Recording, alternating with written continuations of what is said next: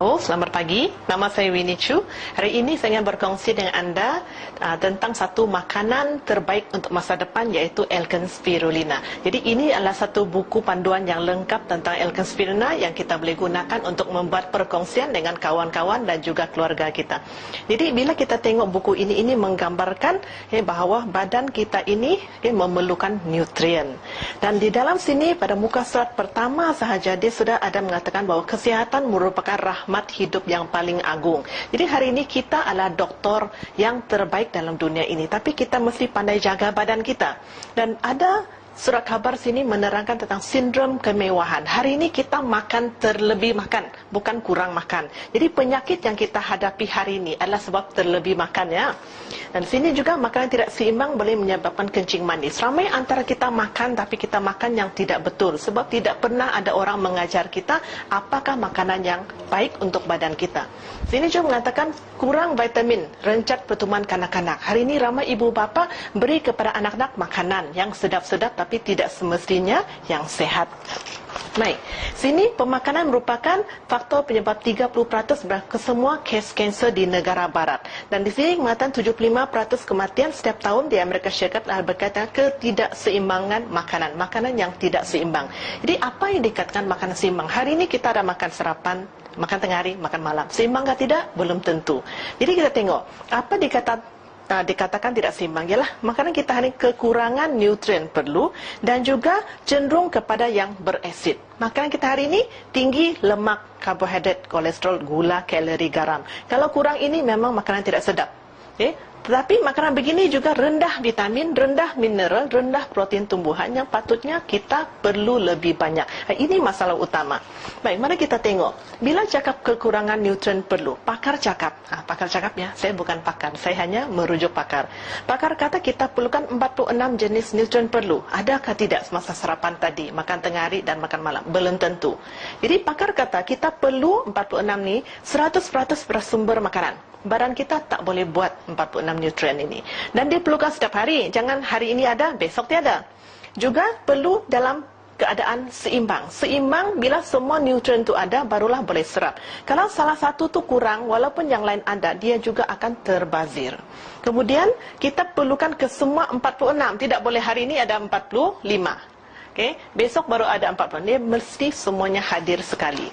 Kemudian, kita tengok sini, kenapa perlu 46? Sebab dia saling berkaitan antara satu sama lain. Kita semua tahu kalau kita makan kalsium, dia perlu magnesium, dan magnesium perlukan vitamin D. Jadi tiga ini tidak boleh dipisahkan.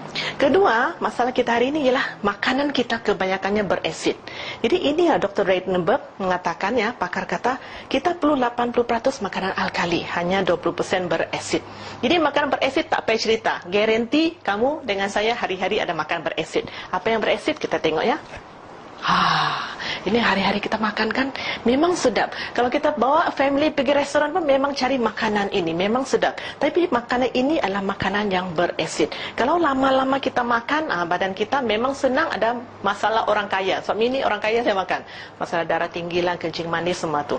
Jadi pakar kata kita perlukan 80% makanan alkali. Hanya 5 jenis yang sahaja seluruh dunia alkali. Sayur, putih telur, buah-bahan, keju, dan juga alga ataupun rumpair tumbuhan lah. Jadi di hari ini kita tengok, ini makan sehat, ini makanan sedap. Hari ini mau sedap kan mau sehat?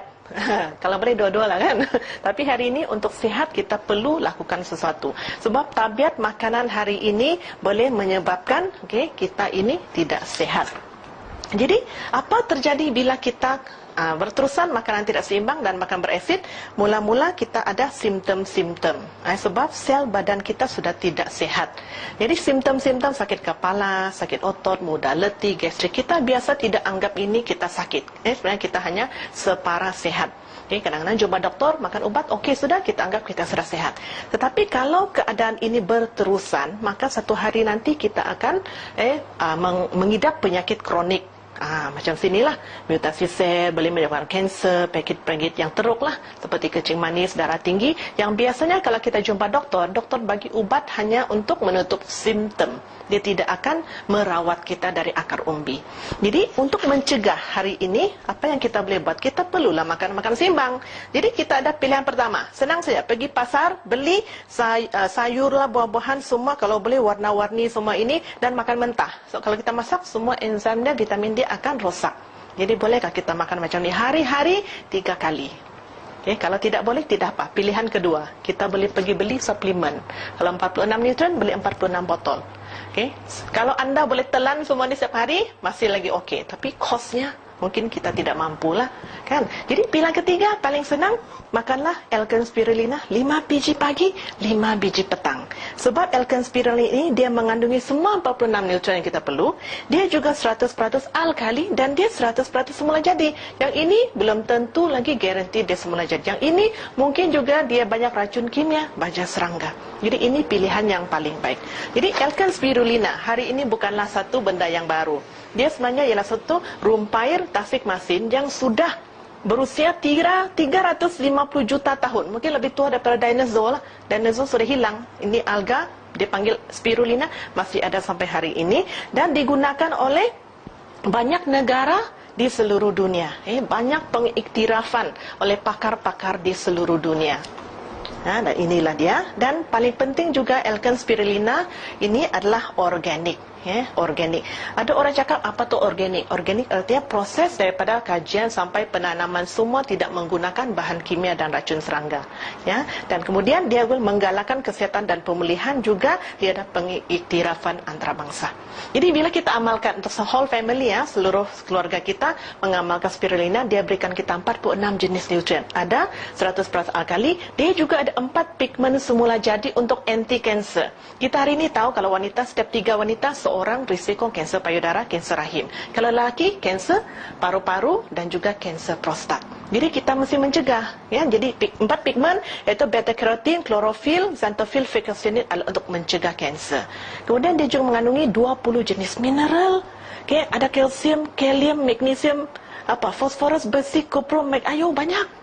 18 vitamin semua dalam satu sayur. Vitamin A, B1, B2, B3, B5, B6, B9. Banyaknya dalam satu sayur. Dia juga ada 18 jenis protein tumbuh-tumbuhan, bukan protein daging. Semua ini asid amino yang badan kita perlu.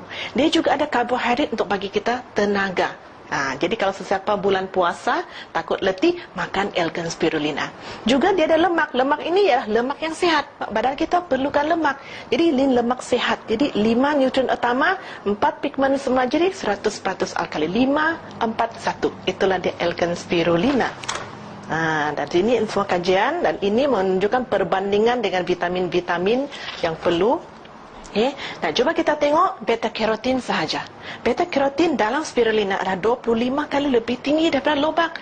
Hari ini mungkin bolehlah kita makan 1-2 batang. Oleh kerana kita bukan rabbit kan, kita tak boleh makan banyak. Jadi ini adalah fungsinya mengawal pertumbuhan sel tidak normal, itu mencegah kanser. Dia juga ada klorofil A tambah darah, terutama wanita ya, setiap bulan mungkin kekurangan darah kan. Kita makan Spirulina boleh tambah darah. Dia juga ada vitamin B12 untuk apa? Kalau orang Cina cakapkan makan hati lembu boleh tambah apa? Tambah darah, perbaiki otak, ingatan. Hari ini tak payahlah takutkan hati lembu, kadang-kadang suntikan hormon lah, antibiotik, semua masuk pergi hati. Jadi hari ini makan Allicin Spirulina sebab dia lebih tinggi, 2.5 kali lebih tinggi daripada hati lembu. Dia untuk tambah darah, perbaiki kita punya kesihatan hati, memelihara metabolisme sel, memperbaiki daya ingatan. Jadi kalau sesiapa ada anak-anak di sekolah, ini Spirulina sangat baik untuk ingatan kanak-kanak yang sedang bersekolah. Kemudian besi, besi lah 56 kali lebih tinggi daripada bayam. Jadi kalau itu Popeye makan spinach, hari ini tak payah makan spinach, makan Spirulina. Dia juga ada asid gamma linolenic GLA 3 kali lebih tinggi daripada evening primrose oil. Wanita paling suka ini untuk awet muda untuk cantikan. Jadi hari ini makan Allicin Spirulina, dia boleh bantu juga. Ini dia, SOD. Ini juga untuk awet muda. Kalau tak makan Spirulina, macam ni lah banyak kedut kan. Kalau sudah makan Spirulina, macam ini, awet muda. Tidaklah terus hari ini kan. Jadi kena amal. Mungkin selepas 5 tahun anda jumpa kawan lama, kenapa anda nampak muda? Jadi anda cakap rahsianya Allicin Spirulina. Juga protein, dalam L-Caspirulina 5 kali lebih tinggi daripada susu lembu. Ada ramai orang tak boleh minum susu sebab alergik kan, dia laktos tak sesuaikan ceret beret. Jadi amalkan L-Caspirulina. Dia protein yang sesuai. Dan semua ini dikaji, bukan oleh saya lah, saya bukan pakar kan. Tapi kita ada 2 orang pakar ya di sebalik kajian L-Caspirulina, iaitu bapa L-Caspirulina Profesor Kyun Kodo dan diwariskan kepada anaknya Dr. Yasumasa Kodo. 2 generasi teruskan kajian tentang L-Caspirulina.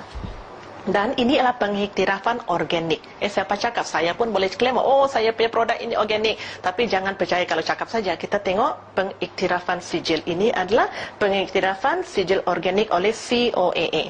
Kemudian kedua adalah pengiktirafan daripada Japan Health Food Association. Ini adalah sijil di Jepun, di mana hanya 30% produk kesihatan di Jepun boleh dapat sijil ini. Dan L-Caspirulina salah satu. Pasal susah mau dapat. Kemudian inilah pengiktirafan daripada Taiwan tentang L-Caspirulina. Cara penanaman. Inilah kolam pemeliharaan bersih L-Caspirulina. Jadi kita tengok dia adalah cara cultivation yang sangat bersih, dikawal setiap jam oleh pakar-pakar. Jadi airnya garanti adalah yang tidak tercemar. Itu sebab kita boleh dapat sijil organik. Kemudian di sini ini sangat pentinglah. Apabila kita makan L-Caspirulina, kita mesti memastikan adalah produk ini berkualiti. Kita tengok 6 peringkat ini semuanya ada pengiktirafan. Daripada penyelidikan dan pembangunan sudah dapat sijil. Dan penanaman sudah dapat sijil. Kemudian pra-produksi dapat sijil. Pasca produksi dapat sijil lagi. Pembukusan, pemasaran, marketing semua dapat sijil. Apalagi pengedaran dan perkhidmatan semua dapat sijil. Jadi 6 peringkat dapat sijil. Ada orang cakap, saya pun ada sijil. Yes, senang dapat sijil. 3 peringkat terakhir susah dapat sijil awal sini. Tapi L-Caspirulina semua peringkat boleh dapat. Itu sangat penting. Anda mau makan spirulina, mesti makan L-Caspirulina. Sebab ada kawan cakap, saya ada dengar satu spirulina yang murah. Saya cakap, kalau mau murah, saya boleh rekomen paling murah. Di mana ada kedai ikan. Kedai ikan. Spirulina sangat baik untuk ikan. Jadi kedai ikan ada jual, tapi itu spirulina untuk ikan. Hari ini kita manusia, kita adalah manusia, kita mesti pilih yang terbaik untuk kita dan keluarga. Dan inilah dia. Bila kita makan L-Caspirulina, dia menyihatkan 60 triliun sel badan kita menerusi konsep MRT. Dan sekarang ini semua orang takut tentang radiasi. Sebab itu logi di Jepun baru meletupkan. Jadi kalau hari ini kita takut radiasi, L-Caspirulina juga boleh membantu anti radiasi. Ini terbukti di Chernobyl kan, Rusia sudah 25 tahun. Tetapi hari ini L-Caspirulina masih digunakan, diberikan kepada kanak-kanak mangsa Chernobyl untuk mengeluarkan kesan radiasi daripada badan mereka. Jadi kita amalkan, kalau dewasa 5 pagi 5 petang, ekstra boleh juga. Kalau kanak-kanak daripada 1 biji hingga 4 biji 2 atau 3 kali sehari mengikut keperluan lah.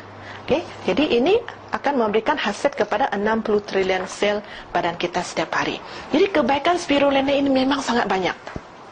Spirulina adalah satu makanan untuk whole family. Anda tak perlu anak lain vitamin, ibu lain vitamin, bapa nenek lain vitamin, tak perlu. Inilah all in one, semua nutrien satu, one for all.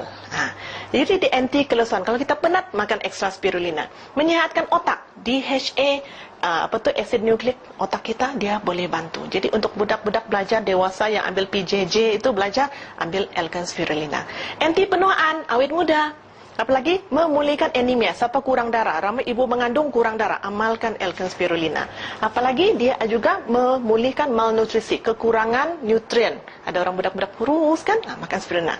Juga memulihkan ketidakhadaman. Ada orang masalah usus, selalu mungkin dia ceret beret kah, selalu gemuk perut lah, dia boleh bantu. Mencegah penyakit gastro usus, melegakan ulcer, gastric ulcer, dia boleh bantu. Juga anti radiasi. Ini semua pakar yang cakap, bukan saya cakap. Jadi hari ini L-Caspirulina ialah satu pilihan yang terbaik untuk family anda. Saya harap perkongsian saya akan membantu anda dan family anda lebih sihat lagi.